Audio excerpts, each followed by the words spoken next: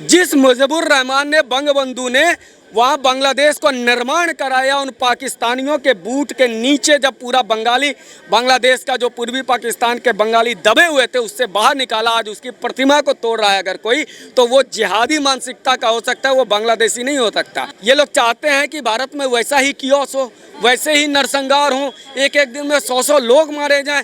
तो ये सोच को समझो, वहाँ प्रयोगशाला जो बंगाल की बनी है बांग्लादेश की, वो यहाँ पर ये सफल ना हो जाए, इसके लिए हमें तैयार रहना पड़ेगा। जाहिर तौर पर वो जो आएंगे तो उसमें कितने लोग एजेंट होंगे, कितने नाम बदल करके आएंगे, कितनों का धन परिवर्तन हो चुका होगा, आज भी उनके पास हिंदू कार्ड होगा, वो आएंगे। तो इस पर भारत सरकार को बिल्कुल पैनी नज़र रखनी चाहिए, बिल्कुल पैनी नज़र, क्योंकि ये जो स्लीपर सेल्स होते हैं ना, यूरोप में आज जो चल रहा है, लंदन में आज जो स्थिति खराब हुई, ऑस्ट्रेलिया में बांग्लादेश का मंत्री वहाँ मेयर बन रहा है यूरोप में, ऑस्ट्रेलिया में, तो वो समझो क्या कारण था। इसी तरह का विक्टिम कार्ड रोते हुए लोगों को घुसाया गया था, और वो कई शरणार्थी यहाँ घुसा के वहाँ आतंकवाद का बड़ा रोज यूरोप में, लंदन में, ब्रिटेन में आग लग। नमस्कार, ऑल इंडिया न्यूज़ में आपका बहुत बहुत स्वागत है। सर, बांग्लादेश में जिस तरह की तख्ता पलट हो जाती है, जिस तरह से हसीना है वो यहाँ पे आ जाती हैं, शेख हसीना है वो भारत में आ जाती हैं शरण लेने के लिए, उसके बाद वहाँ पे कई मंदिरों को जला दिया जाता है। कई मंदिरों को जलाने के बाद हिंदुओं के साथ लगातार बर्बरता का सामने जो आ रहा है, हिंदुओं को लगातार टारगेट किया जा रहा है, क्या कहेंगे सर आप इसको? जब हिंदुस्तान की सरकार ने सीए लेकर के आया और कहा कि बांग्लादेश, अफगानिस्तान, पाकिस्तान में हिंदुओं, बौद्ध, सिख, जैन जो खुद को बौद्ध कहते हैं, वो भी कह रहे थे कि नहीं नहीं ये गलत है। सिख, बौद्ध, जैन हिंदुओं के साथ बांग्लादेश में प्रताड़ित किया जा रहा था। भारत की सरकार सीए लेकर के आती है तो ये खुद को बौद्ध कहने वाले और खुद को अल्पसंख्यक और बहुसंख्यक की राजनीति करने वाले कह रहे थे कि नहीं नहीं सीए की जरूरत नहीं है, और आज कह रहे हैं कि अरे बांग्लादेश में हिंदुओं को रक्षा करो। सीए क्या आज ये प्रासंगिक नहीं बन गया, पहला प्रश्न है। और बांग्लादेश में जो घटनाएं घट रही है उसको भारत की घटना से मिला करके देखो, तब तुम्हें समझ में आएगी बात। वहाँ का जो विपक्ष है उसने माहौल बनाया, चुनाव प्रक्रिया में धांधली हो रही है। भारत का भी विपक्ष कह रहा था चुनाव प्रक्रिया में धांधली हो रही है। वहाँ भी तीसरी बार प्रधानमंत्री चुनी गई, यहाँ भी तीसरी बार प्रधानमंत्री चुने गए। वहाँ भी विपक्ष का नेता जो नेशनल बांग्लादेश नेशनल पार्टी जो बीएनपी है, उसके नेता लोग अमेरिका जा रहे थे, यूके जाके कह रहे थे बांग्लादेश में तानाशाही आ गई। यहाँ भी विपक्ष के नेता अमेरिका और ब्रिटेन में जाके कहते हैं कि तानाशाही आ गई, ये लोकतंत्र खत्म हो गया है।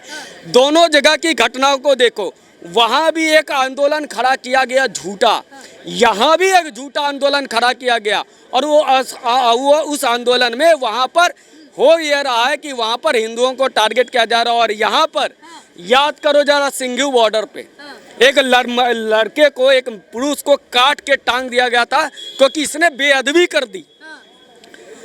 वही टारगेट, वही सोच तो यहाँ था। वहाँ भी कह रहे हैं विदेशी लोगों का फंडिंग है, वहाँ भी जमाते इस्लामी था। यहाँ बात पता कर लो, यहाँ जो शाहीन बाग में चल रहा था जमाते इस्लामी का क्या रवैया था, तो वो पूरा पैटर्न था हिंदुस्तान में। वो बांग्लादेश में सफल हो गए। हिंदुस्तान में चूंकि 80% हिंदू है, यहाँ की तासीर लोकतंत्र है, हमारे रगों में लोकतंत्र है, इसीलिए यहाँ पे नहीं हो सकता। क्या फिर एक बार पूर्वी पाकिस्तान की तरफ जा रहा है बांग्लादेश? वो उसी दिन हो गया जब वहाँ के जनरल ने वहाँ का संविधान बदल करके जो डेमोक्रेटिक, जो सेकुलर देश था उसको इस्लामिक देश किया। और मजे की बात देखो, जिसने इस्लामिक देश किया था उस जनरल की भी हत्या कर दी गई। जिस मुजीबुर रहमान ने, बंगबंधु ने वहाँ बांग्लादेश को निर्माण कराया, उन पाकिस्तानियों के बूट के नीचे जब पूरा बांग्लादेश का जो पूर्वी पाकिस्तान के बंगाली दबे हुए थे उससे बाहर निकाला, आज उसकी प्रतिमा को तोड़ रहा है अगर कोई, तो वो जिहादी मानसिकता का हो सकता है, वो बांग्लादेशी नहीं हो सकता, वो छात्र नहीं हो सकता। अब उसकी परिणति देखो, आज कांग्रेस पार्टी इंडी गठबंधन का शिवसेना का नेता संजय राउत कहता है कि देश में, भारत में भी यही परिस्थिति है। मतलब संजय राउत ये कहना चाहता है कि यहाँ पर मुसलमानों को भी मार दे। कैसा किस मतलब शर्मनाक बयान देता है ऐसे सांसद है ये। वहाँ पर तो मारा जा रहा है अल्पसंख्यक हिंदुओं को, बौद्ध को, जैन को, और वहाँ यहाँ पर कह रहा है कि नहीं बांग्लादेश जैसी हालात हो गए। अरे वहाँ पर यही कर करके आज वहाँ का इकलौता आखिरी मुस्लिम राष्ट्र जो लोकतंत्र पे चल रहा था उसके लोकतंत्र को खत्म कर दिया इसी जिहादी सोच ने। बांग्लादेश में लोकतंत्र खत्म हुआ है और यहाँ रागिनी नायक कांग्रेस की नेता को देखिए, अरे भारत में भी ऐसा हो सकता है। मतलब ये चाहते हैं भारत में भी ऐसे क्योस हो, पुलिस कर्मी मारे जाए। तो याद कीजिए वो लाल किला का सीन, पुलिस कर्मियों को कैसे खाई पे फेंका जा रहा था। क्या वो भारत के लोग थे? क्या वो किसान लोग थे? तो इस षड्यंत्र को समझिए कि वहाँ पर भी कहा जा रहा है कि विदेशी शक्तियों का हाथ था और यहाँ पर भी नेता प्रतिपक्ष बनने से पहले राहुल गांधी जाके यूरोप में बोले थे ना कि देश का लोकतंत्र, भारत का लोकतंत्र खत्म हो गया और यूरोप क्या कर रहा है, अमेरिका क्या कर रहा है। तो ये सुपारी जो दे रहे थे, ये लोग चाहते हैं कि भारत में वैसा ही कियोस हो, वैसे ही नरसंहार हो, एक एक दिन में 100 लोग मारे जाएं। तो ये सोच को समझो, वहाँ प्रयोगशाला जो बंगाल की बनी है बांग्लादेश की, वो यहाँ पर ये सफल ना हो जाए इसके लिए हमें तैयार रहना पड़ेगा। और क्यों मैं कह रहा हूँ, अच्छा, आम आदमी पार्टी के नेता हैं संजय सिंह, उन्होंने ये बोला है, कहा है जो भी देश में तानाशाही का माहौल बनाएगा, तानाशाही पैदा करेगा, उसको देश छोड़ के जाना पड़ेगा। किसकी तरफ इशारा कर रहे हैं? हाँ, तो शीश महल पर सवाल की थी, टाइम्स नाउ की एक पत्रकार ने उसको जेल में डाला था, ये तानाशाही है कि क्या है। पंजाब में आम आदमी पार्टी की सरकार बनी और जैसे आम आदमी पार्टी की सरकार बनी, कुमार विश्वास आम आदमी पार्टी के ही पूर्व नेता के घर पंजाब पुलिस पहुंच गई। ये तानाशाही नहीं है तो क्या है? तेजेंद्र सिंह बग्गा को आकर के उठा करके ले जाती है पंजाब पुलिस, ये क्या है? तानाशाही नहीं है तो क्या है? रचित कौशिक सब लोकतंत्र के बाबा वो सवाल उठाते हैं केजरीवाल के बेटे के भ्रष्टाचार पर, पंजाब की पुलिस आती है और उठा करके रचित कौशिक को ले जाती है पंजाब में। ये तानाशाह नहीं है तो क्या है? तो अब पूछो संजय सिंह से कि भैया सिनेमा हॉल वाला ज्ञान मत दो, ये बताओ अरविंद केजरीवाल कहाँ भाग के जाने वाले हैं, या संजय सिंह के पार्टी के नेता कहाँ भाग के जाने वाले हैं, या भगवंत मान कहाँ भाग के जाने वाले हैं। ये जो तानाशाही है, और ये लोग किसके समर्थन में कह रहे हैं? जो डेमोक्रेटिक जो चुनाव लड़के आई है शेख हसीना, वो तानाशाही है। तो फिर मुजीबुर रहमान के जो मंदिर मूर्ति को तोड़ रहे हैं, जो पार्लियामेंट में घुस रहे हैं, वो तानाशाही इनको नजर नहीं आ रही है। शेख हसीना ने पूरे विपक्ष को जेल में डाल दिया था, इसीलिए ये कारण है। पूरे विपक्ष को मोदी जी भी जेल में डाल। असल बात है, ये लोग सिनेमा हॉल से निकल करके जो आते हैं ना राजनीति करने, इनको ये ज्ञान नहीं है कि वहाँ चुनाव अभी हुआ और वहाँ चुनाव प्रक्रिया में जीती हैं, वो इनके लिए तानाशाही है। लेकिन ये जो जबरदस्ती कब्जा करके आम आदमी पार्टी का जब से पार्टी बनी है तब से राष्ट्रीय संयोजक अरविंद केजरीवाल है, ये तानाशाही नहीं है।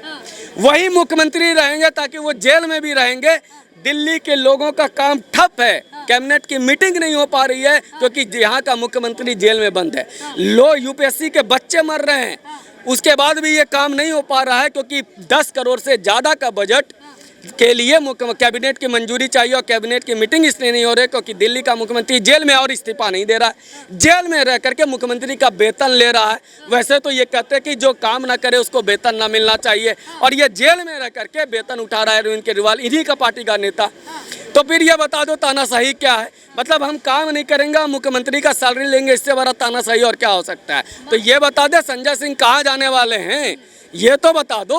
माना जा रहा है कि 1 करोड़ शरणार्थी हैं, वो आ सकते हैं बॉर्डर पार करके, काफ़ी सीमा पे काफ़ी सैनिकों को लगा दिया गया है। जाहिर तौर पर वो जो आएंगे तो उसमें कितने लोग एजेंट होंगे, कितने नाम बदल करके आएंगे, कितनों का धन परिवर्तन हो चुका होगा, आज भी उनके पास हिंदू कार्ड होगा, वो आएंगे।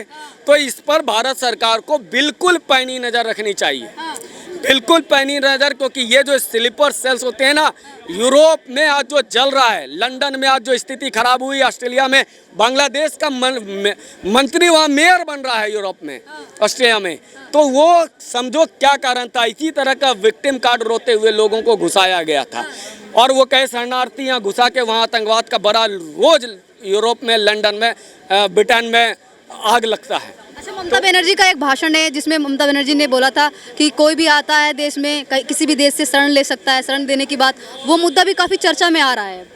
अब उनको औकात समझ में आ गई। पहले तो उन्होंने खुश करने के लिए अपने वोट बैंक को बोल दिया कि जो आना चाहे, अब देखा कि सच में आने लगे हैं, आ जाएंगे, तो कहते नहीं आमी वही बोलबो जे केंद्र सरकार बोलबे कि केनो आ गई, निकल गई औकात। और रहमान के साथ हुआ, मुजीबुर रहमान के साथ हुआ, जियाउल हक के साथ हुआ, वही ममता बनर्जी के साथ हो जाएगा। इसीलिए आज केंद्र पर कह रही है, क्योंकि वो जब आएंगे तो पता है कि वो कौन लोग हैं, किस परिस्थिति से आ रहे हैं, और घुस गए तो क्या मारकाट करेंगे। हो सकता है इनके पार्टी के नेता सुरक्षित न रहें। इस बात को समझो, इसीलिए ममता बनर्जी ने गेम पलट दी है।